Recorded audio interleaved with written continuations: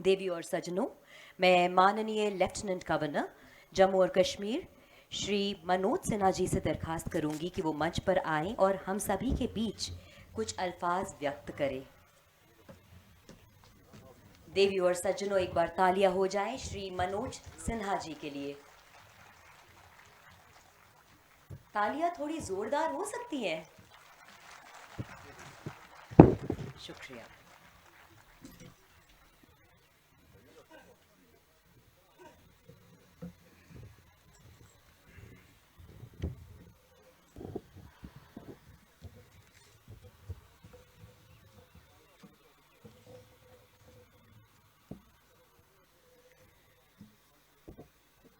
मित्रों, एक दुखद घटना डोडा में हुई है। सबसे पहले मैं उस सड़क दुर्घटना में असमय जान गंवाने वाले सभी व्यक्तियों के परिजनों के प्रति पूरी संवेदना व्यक्त करता हूं, उन्हें श्रद्धांजलि अर्पित करता हूं और जो घायल वो जल्द से जल्द स्वस्थ हों, ऐसी प्रभु से प्रार्थना करता हूं। मंच पर विराजमान हिंदुस्तान के प्रधान संपादक, हिंदुस्तान समूह के प्रधान संपादक आदरणीय शशि शेखर जी, जम्मू विश्वविद्यालय के कुलपति प्रोफेसर मनोज धर साहब, माता वैष्णो देवी विश्वविद्यालय के कुलपति प्रोफेसर आर.के. सिन्हा जी, जम्मू के डिविजनल कमिश्नर श्री राघव लंगर जी, यहाँ की डीसी इंदु छप जी, जम्मू कश्मीर प्रशासन के सभी अधिकारीगण, यहाँ उपस्थित इस रीजनल लिट फेस्टिवल में सभी शायर, प्रबुद्धजन, कवि, लेखक, सबसे पहले मैं इस रीजनल लिट फेस्ट में सभी साहित्यकारों का, कवियों का, शायरों का और प्रबुद्धजनों का स्वागत करता हूं, अभिनंदन करता हूं। अभी शशि शेखर जी ने दो पंक्तियां सुनाई, इसलिए मैं साहित्य पढ़ा नहीं हूं, लेकिन साहित्य की अनुभूति थोड़ी करता हूं, तो मैं सोच रहा हूं मुझे भी दो पंक्ति कहनी ही होगी। कभी साया है कभी धूप मुकद्दर मेरा, कभी साया है कभी धूप मुकद्दर मेरा, होता रहता है यूं ही कर्ज बराबर मेरा। टूट जाते हैं कभी मेरे किनारे मुझ में, टूट जाते हैं कभी मेरे किनारे मुझ में, डूब जाता है कभी मुझ में समुंदर मेरा। तो हमारे यहाँ एक कहावत है कि निज भाषा उन्नति है सब उन्नति के मूल। ये इस अवसर पर मुझे लगता है कि डोगरी हिंदी की महान कवयित्री श्रीमती पद्मा सचदेव जी की पुण्य स्मृति को अगर मैं नमन न करूंगा तो शायद ये उचित नहीं होगा। सबसे पहले मैं उनकी पुण्य स्मृति को नमन करता हूं और उन्हें भी श्रद्धांजलि अर्पित करता हूं। 4 अगस्त को हम सबके बीच से वो चली गईं, उस समय भी मैंने उन्हें श्रद्धांजलि दी थी। और ये एक ऐसा समारोह है कि आप गुणी जनों के बीच उनको पुष्पांजलि अर्पित करना, ये हम सबका नैतिक दायित्व है। गौतम बुद्ध जी का कहना था, चंदन, कमल और जूही में सुगंध होती है, लेकिन सद्गुणों की जो सुगंध है वो लाजवाब होती है। और पद्मा जी ने डोगरी में लिखा भी है कि दिन निकलिया जा समाधि जोगिए ने खोलिए। दिन निकला है या समाधि योगी ने खोली है। मुझे लगता है कि उन्होंने एक लाइन में कितनी बड़ी बात कही है। मुझे कविता समझ में नहीं आती है क्योंकि पढ़ाई लिखाई विज्ञान और तकनीकी की हुई, लेकिन जब स्कूल, प्राइमरी स्कूल या जूनियर हाई स्कूल में पढ़ता था तो उस समय से याद है कि वियोगी होगा पहला कवि, आ से उपजा होगा गान, निकल कर नैनों से चुपचाप वही कविता होगी अनजान। लेकिन ये समझ में आता है कि कविता सृजन है, लेखनी भी सृजन है, और बाकी जो कुछ देख रहे हैं वो सब निर्माण है। सृजन प्राकृतिक होता है और उसमें कुछ भी आर्टिफिशियल नहीं होता है। जबकि निर्माण में तकनीक की जरूरत होती है। कई बार लेखकों को ये कहते हुए सुना है मैंने कि लेखक के अंदर का लेखक जब खत्म हो जाता है तभी लेखनी लिखने लगती है।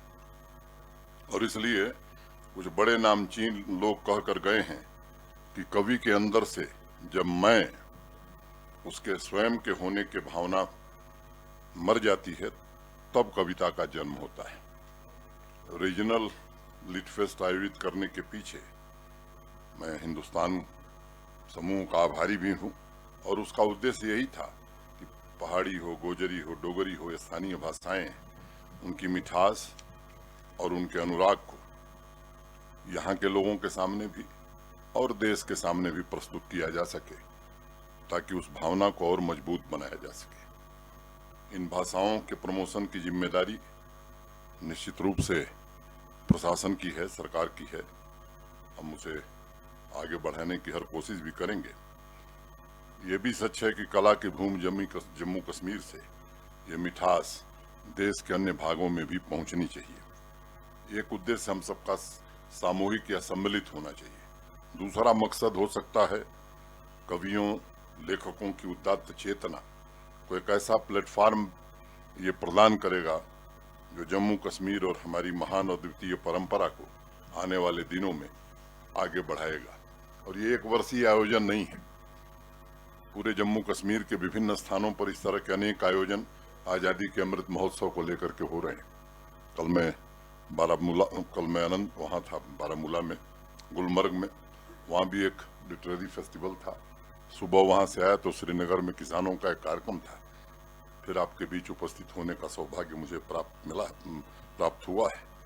आज पटनी टॉप की इन खूबसूरत वादियों से देश को एक बड़ा संदेश आप सब दे रहे हैं कि कला के क्षेत्र में दीप स्तंभ की तरह काम करने वाले जम्मू कश्मीर ने अपनी पुरानी रिवायत के जरिए समूचे मानव समूह को फिर से रास्ता दिखाने का काम शुरू कर दिया है।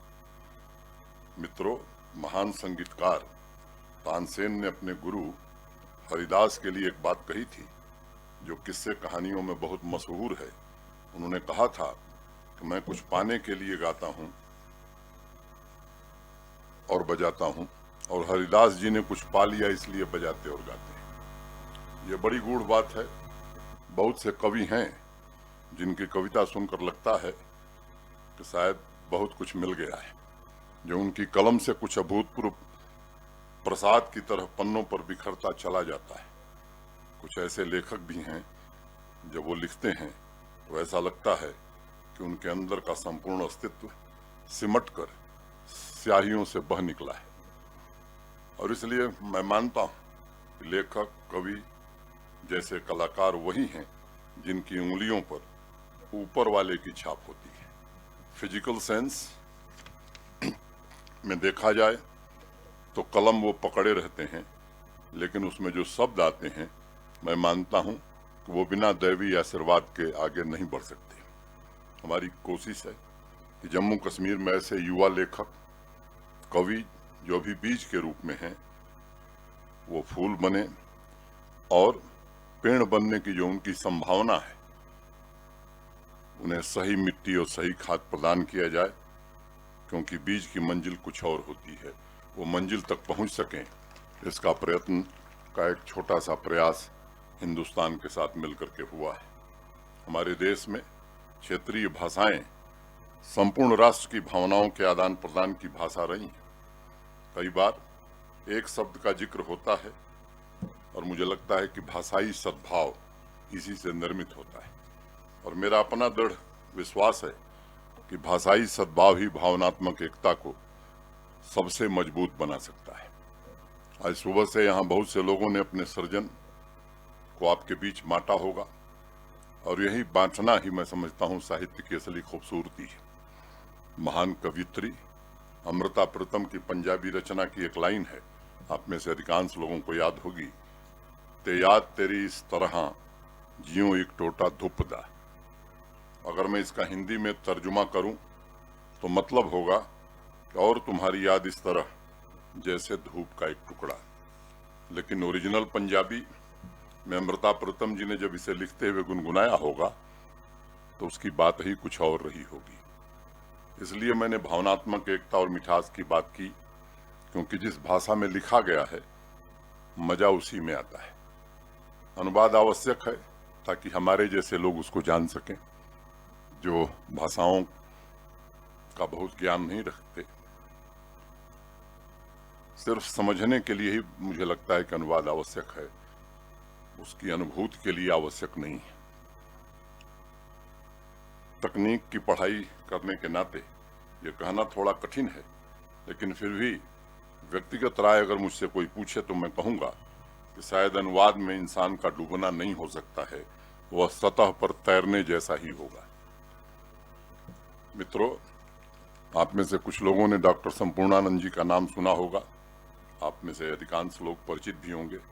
वो अनेक महत्वपूर्ण पदों पर है, लेकिन उनके व्यक्तित्व की जो पहचान है, उनके व्यक्तित्व की जो विशिष्टता है, जब भी कोई बात करेगा तब उनकी पुस्तकों की बात जरूर होगी, या फिर नागरिक प्रचारणी पत्रिका के लिए जो उनका योगदान है उसकी चर्चा भी साहित्य जगत में जरूर होती। उनका मानना था कि विचारों की जड़ें हमारी अपनी संस्कृति में होनी चाहिए।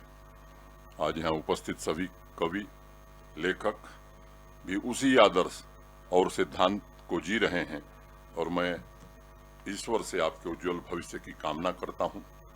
कभी कभी लेखकों या कवियों को आलोचना भी बहुत सहनी पड़ती है, जो मैं समझता हूँ चिंतन का एक अनिवार्य रूप है। वाल्ट विटमैन की पुस्तक लीव्स ऑफ ग्रास का 1885 में जब प्रथम संस्करण छपा था तो उन्हें भी बड़ी आलोचना सहनी पड़ी थी। लोगों ने कहा कि ये कविता को तोड़ने का प्रयास है, लेकिन विटमैन पर असर नहीं हुआ। क्यों? क्योंकि विटमैन ने लिखा था कि मैं ही उत्सव हूं, मैं ही गीत हूं। आलोचना के बावजूद एक बने रहना ये लेखक का स्वभाव है। आप लोगों द्वारा ही मानवता की सच्ची सेवा तथा राष्ट्रीय आदर्शों को सहेज कर रखा जा सकता है। और आज मैं मानता हूं कि जम्मू कश्मीर में यह आवश्यक है। कल आप सबने ब्रिगेडियर राजेंद्र सिंह जी को याद किया। कल मैं श्रीनगर में था। 27 अक्टूबर 1947 को जब पहला भारतीय सेना का जहाज श्रीनगर हवाई अड्डे पर उतरा था, 22 अक्टूबर 1947 को जो नृशंस दृश्य बारामूला के लोगों ने देखा, महिलाएं, बच्चे, औरतें बिना किसी जाति धर्म का भेदभाव किए हुए जिस तरह का कुकृत्य हुआ, मुझे लगता है कि मानवता निश्चित रूप से पश्चाताप करती होगी। इतिहास के पन्नों में ये जरूर पढ़ाया जाता है कि ये कबायली हमला था। मुझे लगता है कि वो समय आ गया है कि इतिहास की किताबों में यह लिखा जाना चाहिए कि वो कबायली हमला नहीं था, बल्कि कबायलियों के भेष में पाकिस्तानी सेना के लोग थे और ये काम 1947 से कर रहे हैं। चाहे 1965 हो, 71 हो, इन युद्धों में पड़ोसी को पता लग गया कि प्रत्यक्ष युद्ध हम नहीं लड़ सकते, इसलिए 47 से लेकर आज तक कोशिश की जा रही है कैसे जम्मू कश्मीर की एकता को, भारत की एकता अखंडता को कमजोर किया जा सकता है। मित्रों, मैं कहना चाहता हूं कि जो प्रशासन है या जो देश में सरकार है, हम शांति खरीदने में विश्वास नहीं करते हैं। हम शांति अस्थायी रूप से स्थापित करना चाहते हैं, और उसके लिए जो कुछ भी करना होगा वो निश्चित रूप से किया जाएगा। कुछ लोगों के बयान से कदम पीछे हटाने वाले हम लोग नहीं हैं। जम्मू कश्मीर का पूरी तरह से भारत में विलय हो जाए, जब तक ये लक्ष्य प्राप्त नहीं होगा तब तक अनवरत ये कारवां चलता रहेगा, ये मैं आपको कहना चाहता हूं। अंत में, आप में से अनेक लोगों ने संस्कृत के महान कवि भवभूति का नाम सुना होगा आपने। उन्होंने संस्कृत का सबसे बड़ा महाकाव्य लिखा। अगर कालिदास से तुलना किसी की कर सकते हैं तो भवभूति की कर सकते हैं। आप में से कुछ लोगों ने वो किस्सा भी सुना होगा। कुशाग्र बुद्धि के थे, बचपन में जब विद्यालय में पढ़ते थे, जब विद्यालय से आते थे उस समय गुरुकुल हुआ करता था, तो पिताजी रोज उनको डांटते थे। एक दिन पिताजी भोजन कर रहे थे, कच्चा मकान था, रसोई भी कच्ची थी और उनकी माताजी खिला रही थी। तो माताजी ने कहा कि आप क्यों इतना डांटते हैं भवभूति को? गुरुकुल में सबसे पढ़ने में अच्छा है, पूरे इलाके में उसकी प्रशंसा हो रही है। तो उन्होंने जो उत्तर दिया, उन्होंने कहा कि डांटता हूं इसीलिए वो सबसे अच्छा कर रहा है। और भवभूत, आप लोग पता नहीं वो जानते हैं कि नहीं, हम लोग के यहाँ घणासा एक हथियार होता है, आप लोग शायद फावड़ा कहते होंगे। वो बाहर रसोई के बाहर लेकर के खड़े थे कि पिताजी निकलेंगे तो आज उनकी हत्या कर दूंगा। जब ये शब्द सुना भवभूत ने, तो जब पिताजी बाहर निकले तो उनके पैरों पर गिरे भवभूत, क्षमा मांगी और कहा कि पिताजी मुझे अंदाज नहीं था, मुझे सजा दीजिए। तो जानते हैं क्या सजा दी थी उनके पिताजी ने? उन्होंने कहा कि ससुराल जाओ और बकरी चराओ। ससुराल जाना और बकरी चराना, आप सोचिए कितनी बड़ी तौहीन है। और वहीं जाकर के पेड़ के पत्तों पर उन्होंने उस महाकाव्य की रचना की थी। मैंने इसलिए जिक्र किया कि यहाँ भी संभावनाएं हैं अनेक भवभूत पैदा होने की। मेरी शुभकामना है। मैं आप सबको हृदय से शुभकामना देते हुए, हिंदुस्तान को विशेष रूप से साधुवाद देते हुए अपनी बात पूरी करता हूँ। बहुत बहुत धन्यवाद। जय हिंद, जय भारत।